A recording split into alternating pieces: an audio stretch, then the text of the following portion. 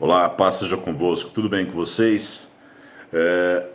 Se você gostar do vídeo, dá um joinha aí. Se você não é inscrito no canal, se inscreva, ative o sininho. Eu vou deixar um vídeo aqui em cima do meu último vídeo que eu fiz, falando de uma campanha que a gente está fazendo com a Casa Maria Maia.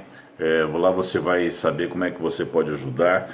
No meu Facebook tem lá uma campanha que a minha esposa, juntamente com a igreja, o pessoal da igreja está fazendo, e você pode colaborar e, independentemente disso, tem outras formas. Amém?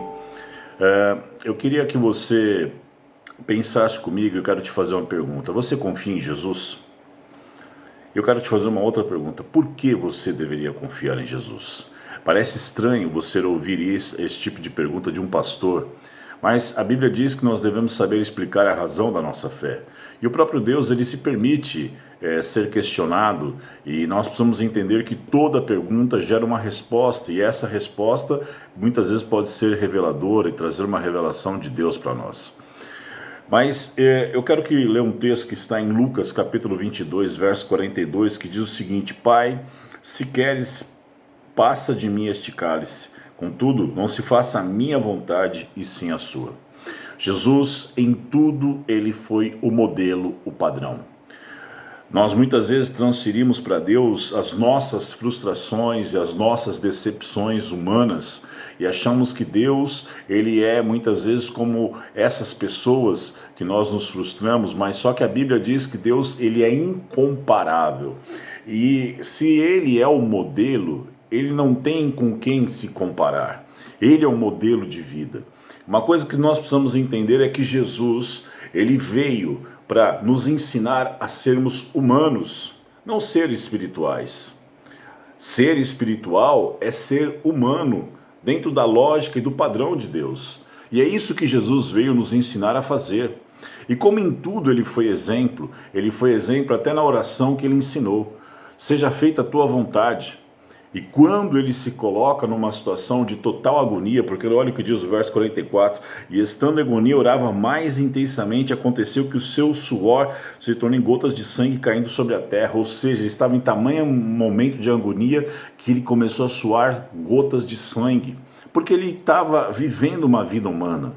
Ele sentiu as nossas dores, as nossas agonias, ele estava num momento de tamanha agonia porque ele sabia que iria morrer.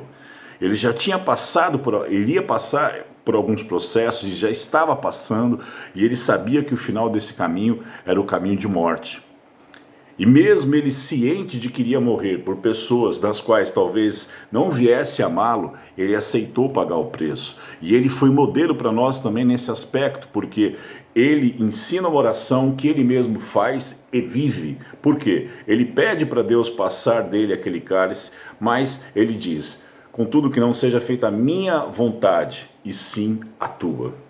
Então, uma coisa que eu tenho aprendido é que a falta de oração na nossa vida é uma demonstração de falta de confiança em Deus.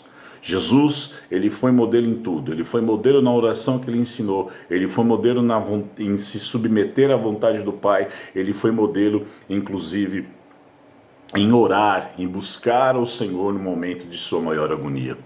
Portanto, se tem alguém que nós podemos e devemos confiar, este alguém é Jesus.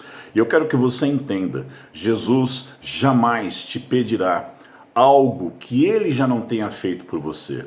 Jamais ele te ensinará e te demonstrará e pedirá algo que ele jamais tenha sido um modelo e padrão para você. Em todo o seu ensino, ele foi o padrão, ele foi o modelo, ele é o modelo para nós seguirmos. Então, se tem alguém que nós devemos confiar, este alguém é Jesus. E eu quero declarar uma coisa para você: o ensino dele continua vivo, a palavra dele continua viva.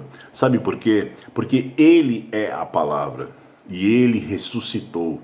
Mesmo ciente de que o seu caminho levaria à morte, ele também sabia que ao terceiro dia ele ressuscitaria, porque ele confiou que Deus cumpriria a parte dele, e essa deve ser a nossa disposição.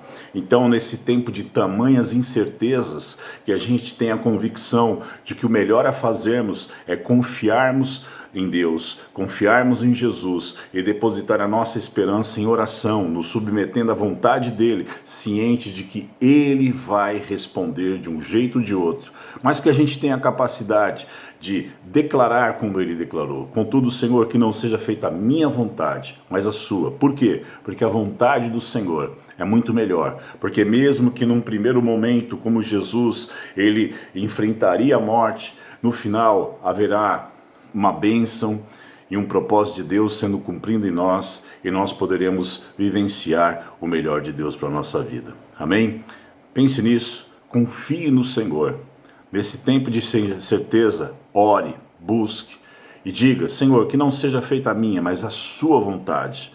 E deixa Deus ser Deus na sua vida e ser soberano e cuidar de você. Amém? Deus abençoe vocês.